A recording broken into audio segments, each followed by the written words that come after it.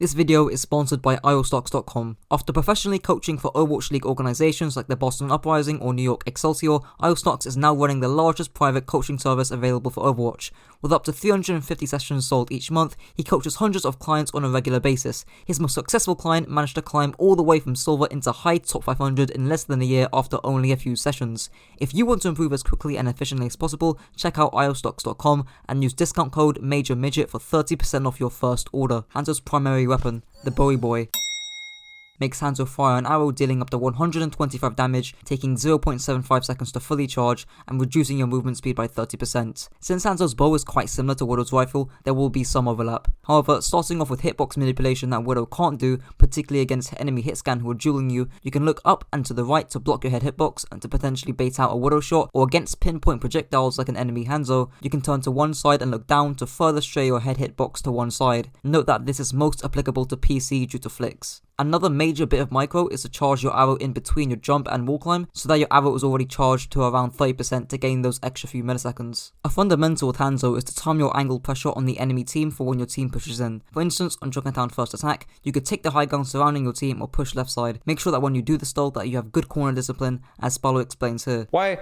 the heck do you peek this wide? The second you peek this here, the Zenyatta is already visible. You don't need to go anymore. Because the reason cover's good is it doesn't stop you from being shot. It stops you from being killed. Because if I'm shot here, I can go, oh, I need to move over. But because it's an extra quarter of a second to move over, and then I will receive a second shot potentially and die. Whereas if I get shot here, the only thing that can kill me are one shots. So it's not just about the risk of death. It's the fact that the risk of death makes you run away like a pig when you could have just stayed here and continually applied pressure. You increase the longevity of the pressure here. What benefit do you get from being here as opposed to being here? In fact, it's worse offensively. This isn't about playing more aggressive. This is about playing worse. You want to do more damage? You want to get more picks? You want to be aggressive? Play aggressive here. Play aggressive here. This is good aggressive. This is bad aggressive because you're not doing more damage. You will do less damage, get fewer kills, and die more. Another key nuance to this is to maintain longer sightlines, as Spilo elaborates on here. The problem is that we're putting out pressure in a location, in a proximity that's not favorable for us against a composition like a Reinhardt Zarya and against a McCree. In addition, this makes no sense when you have a better, safer high ground angle like this that we literally just leveraged and won the fight with the previous fight. And now we're sitting on the floor. This is so much safer and more aggressive up here. Other heroes wish they could wall climb up here and utilize this, and yet you're here. And now you're there, and now you're in spawn. A key nuance to this would be playing up against a Widow who's greatly favoured at longer ranges as she's hitscan and you have inconsistent projectiles. Referring back to Junkertown, if the enemy team are on Widow, you can take the shorter sightlined flank to the right where you have the duel advantage. Speaking about taking advantageous duels, here's ioStux explaining the plethora of advantages that you can take on Hanzo. You never want to take a fair fight, right? You always want to have an advantage when you go for a 1v1. For example, you get the jump on someone, right? You get the first shot without them noticing you. The advantage could be positional. So for example, if you have high ground, that's a positional advantage. You have your ultimate, that's an advantage. You can have someone pocketing you. That's an advantage, right? There's also peeker's advantage, because obviously you know when you peek, but the enemy doesn't know when you peek, which means that you're gonna have an advantage in terms of reaction time. So if we look at this 1v1, there's two outcomes. Either you use your ultimate here and the enemy Widowmaker doesn't hide, in which case you can peek her and kill her because you have a very, very big advantage. You have peeker's advantage, you have high ground advantage, and you have wall hack advantage.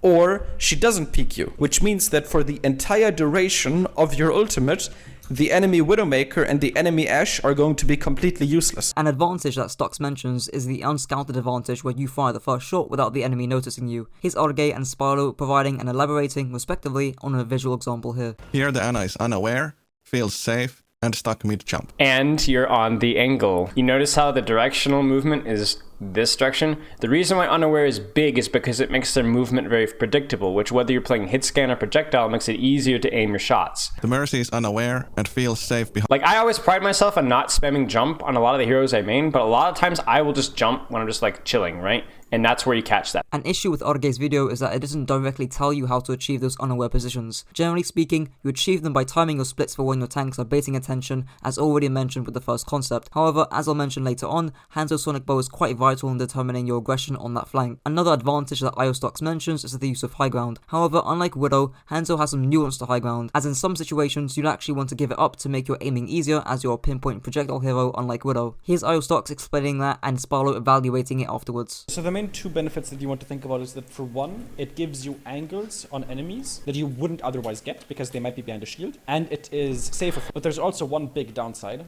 It makes it significantly more difficult to land shots. Because if you look at this angle, the Ana, for example, she can move around in 2 dimensions. Down, left, up, right. But if you're horizontal with her, she can't move down and up.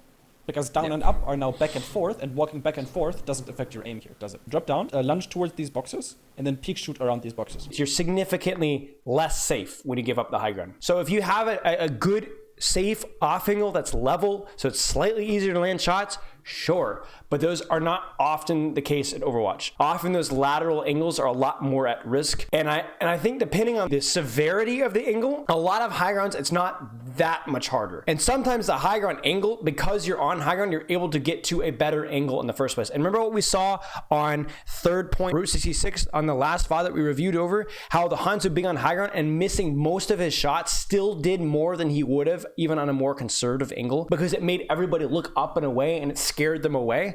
That's the value right there. Hanzo's first ability, the Spam Bow, makes Hanzo fire several arrows instantly, each dealing 70 damage with a fire rate of 4 arrows per second alongside a 10-second cooldown. The fundamental use to Hanzo Storm Bow is to use it to aid your flank pressure, while some, like Orge, will say that rapid fire is trash and therefore you should only use it on shields is extremely misleading. Despite Storm Bow not breaking any key breakpoints, such as having to fire 2 storm arrows after a fully charged body shot, Storm Bow increases your damage per second, leading to less time for the enemy to get into cover. So Storm arrows should be used to win key flanks and hence help you gain map control through your increased DPS and increased movement speed as well. For example, on Route 66 third point attack, if you get into a duel against the enemy McCree, it will be significantly easier for him to land shots if you're only charging normal arrows due to the movement penalty. Moreover, the reduced fire rate will make him have an easier time dodging and rolling out of your shots compared to the more forgiving set of storm arrows. Hence, if you keep your distance, you should win the duel, or at the very least, deter the McCree from peeking, and now you have a free angle on the enemy backline and core. The only time you should really storm arrow shields is around 8 to 10 seconds before the teamfight begins, as when the teamfight starts, your storm arrows should be off cooldown. Hanzo's second ability, BTAC Wall Hacks, makes Hanzo fire an arrow carrying a sonar tracking device, allowing you to see enemies within a 9 meter radius of the arrow for 6 seconds, paired with a 12-second cooldown. Starting off with a bit of micro. Before the team fight, you can often sonic in the air to provide you with early scouting information, and by the time the arrow lands, your sonic should be roughly 5 seconds off cooldown, effectively giving you 12 seconds of sonic uptime. There are 2 predominant uses to Hanzo's Sonic Bow. The first is to use it aggressively to clear and scout a flank before taking it. If you sonic arrow a flank and you see a McCree or a flanker about to peek, you should charge and line up a shot as soon as he peeks. However, if there isn't anyone on that flank, you can therefore take it, as Spilo explains here. We sonic all the way like back here. Bad Sonic Bow. So we don't really know who's here or what's here. So that means that when we flank here, we have to play a little bit more conservatively because we don't have any information on what's here. If we scout Mercy here, we can go clickety click. If you scout nothing here, still good, because this means that you can peek this here. So I'm gonna pretend that you go, oh shoot, I don't have scouting information here. I might get flash fanned, that Genji might dash me, and there might be a high charge area here. I have no idea. And so you jump away from the angle and then right into graph. You didn't sonic on the angle that you wanted to control, and then you walk into the angle, you get scared, and you run back to your team. And by running back to your team, ironically, that was the most dangerous place for you to be. The other use to Sonic Bow is to use it defensively once you're on your flank. For example, on Gibraltar first point attack, you could Sonic your right side flank to check whether their flex support or flanker rotates to try and pick you off guard. Another defensive but slightly more niche use of your Sonic arrow is to Sonic for your backline. For instance, on Volskaya first point attack, you may want to Sonic the right side flank and then Wallclimb top left where you have an angle and a longer sightline. Maybe I'm slightly biased here since I play flex support and I certainly know that the extra info would be useful. Hanzo's third ability, the BTEC double jump, makes Hanzo leap 80 meters forward paired with a 5-second cooldown. I also bundle in his Wallclimb here, which allows Hanzo to climb up to high ground that's 4 meters above him. With Hanzo's Wallclimb, here's Spilo explaining not only how, but why Wallclimb is such a good passive. Other heroes that don't have Wallclimb can't use it. You think about first point Hanamura, right? You're playing attack. You know the top left little window there? Man, can you imagine if Ashe could Wallclimb or Zen could Wallclimb, the amount of little extra pressure they could put out there? It's not just because Wallclimb is there, it's because it gives you the opportunity to take positions of the map that are good spam angles or good flanks on the backline that other heroes just can't do it. So when I'm saying use Wallclimb, I'm not saying look for places to Wallclimb just because it's there, but think, hey, is that a good angle and can I get there? With Hanzo's Lunge, it will most likely be used in a similar defensive manner to McCree's role, which is to help provide Hanzo a stronger fighting chance up against threats that contest his angles. And unlike McCree, you can use a Lunge mid-air in conjunction with your Wallclimb to reach angles he simply can't, such as the infamous Hanamura gap. Hanzo's ultimate, the B-Tech Dragon Blade, makes Hanzo summon a Spirit Dragon dealing 150 DPS per dragon, travelling at 20 meters per second with the DPS decreasing at the edges and is combined to 300 DPS at the center. There are 3 major bits of micro with Dragonstrike. The first is to use your Lunge during the cast animation. This serves the purpose of making your movement less predictable as you aren't standing still, hence you are less prone to taking damage, and to also readjust the trajectory of the dragon right before the arrow fires. The second bit of micro is to hold down left click RT or R2 to fully charge an arrow before you ult. This will make you fire an arrow that looks like it's on 0% after you release your Dragonstrike, but should actually be fully charged. The third bit of micro is the Dragonstrike into walls if you're scared that it's going to get eaten. In terms of usage, you'll mostly be using Dragonstrike to force the enemy team to split and panic, or to zone and take space. With the former, here's Temporal going through an example of Dragonstriking a broad team when they're rotating. Even though this example is against a Goats team, the concept is still applicable to other compositions. As this ult is coming in, as it's splitting, as it's doing a little bit of damage, same thing, you need that dive to come in. So both of your dive tanks and Pharah are going to dive in, and they're going to take advantage of either the split that happened, or if the split didn't happen, hopefully you got pretty nice damage out of your dragon as they tried to force their way through it, and you're able to clean that up quickly. I frequently do recommend combining self-destruct with Dragonstrike if it's available, as using your self-destruct to make their bad choice of how to handle the dragon worse by throwing the self-destruct to one side of it, to a place that they might like to retreat to, for example,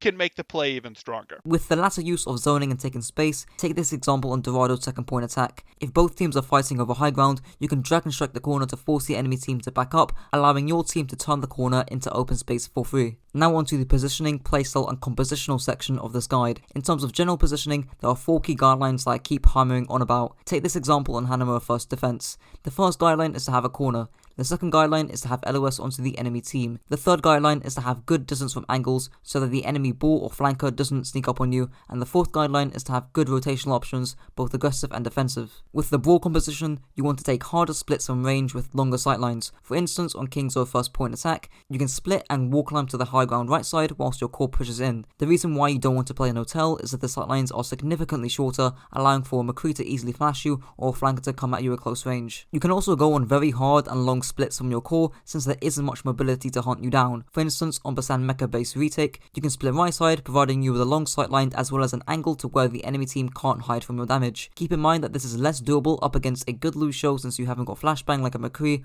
or a good D.Va, hence you should be splitting late and quick if you are to do this. In dive, unlike to McCree, you want to be playing split but not isolated, as Spilo explains here. You don't want to position on top of the team because it allows the enemy team to be able to dive you without taking damage, because there's only one LOS where you're actually putting damage. Like we could draw a straight line of where this damage is coming from, and it's here. They can hide from this damage in here, they can hide from the damage here, they can hide from the damage here, they can hide from the damage here. Whereas if you position just slightly here, not too much, where you can still be Harmony Orbed, Armor Packed, you can poke this pre-jump, this pre-jump, this pre-jump, this no longer has cover, this no longer has cover, this has significantly less cover, this has significantly less cover, and you can even peek down this hallway a little bit easier. Dive wants to corral you. Stacking against dive is not the answer. It is being in positions where you can peel for each other, but you can poke out dive before the fight happens. So you don't want to be isolated, but you don't want to be stacked. Keep in mind that this is even more important since, unlike a McCree, you haven't got a stun ability or added HP. With Poke, the same rules apply, but more specifically up against the enemy Sigma rather than the enemy DPS. For instance, on Oasis University retake, splitting coast side will put you in a position to where the enemy Sigma cannot contest you, whereas if you split left side, the Sigma can easily shut you down. This is mainly due to having high ground and a longer sightline on coast. In Poke, you should also be getting Harmony Orb as much as possible when taking angles to deter the enemy dive crew, as Spilo explains here. If you Harmony Orb your Echo, and she just permanently hunts down that monkey, or hunts down that Tracer, you're gonna make it so much harder for them to dive. Like, you Harmony Orb your Echo or your Hanzo, or your Tracer, and she just literally just like goes after them and just constantly pressures them, they never really dive. Or they never dive properly, and they certainly never dive at full HP. You force her Matrix, maybe you force a Monkey Bubble, maybe the monkey's 300 HP, maybe the ball has to use this adaptive shields before he even goes in. The Tracer uses all her blings just to be able to reach the dive. Like, it feels really messy. Well, that's it for the guide. If you enjoyed, don't forget to like, comment and subscribe, and if this video helped to raise your IQ, be sure to share it with your friends to also raise theirs. Until next time.